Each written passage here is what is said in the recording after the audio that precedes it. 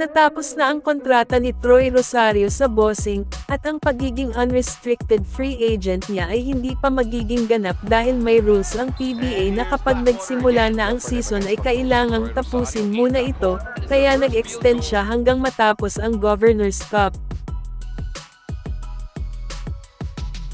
Pwede rin namang ituloy ng Blackwater ang naudlot na 5-year contract na inoffer nila dati kay Troy, na hindi napirmahan dahil sa mga bagay na hindi napagkasundoan na pwedeng ayusin kung gusto pa ng Bossing ang serbisyo niya.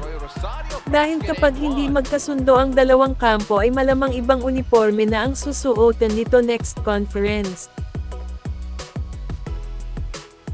Sayang kung pakakawalan nila ito, ganda ng ipinapakita niya ngayon sa Governor's Cup, na masasabi kung bumalik na ang dating laruan ni Troy. For sure maraming nag-aabang sa kanya at isa na rito ang SMC.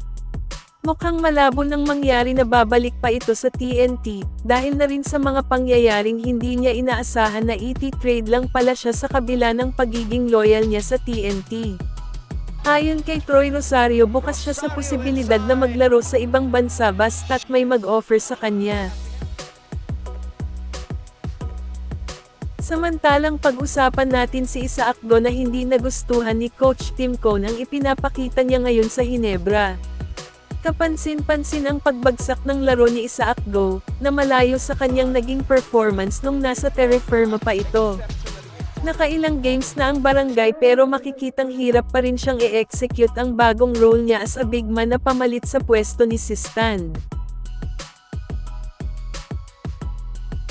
Magaling si Isaac Go, isa siyang big man na may tira sa labas, yun nga lang ay hindi siya yung tipong big man na pang-posting kagaya ni Abay at Sistan.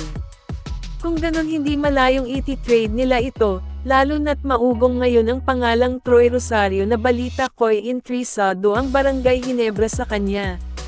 Abangan natin kung ipupursu ba ng Jane si Troy kapalit ang batang si Isaac Go.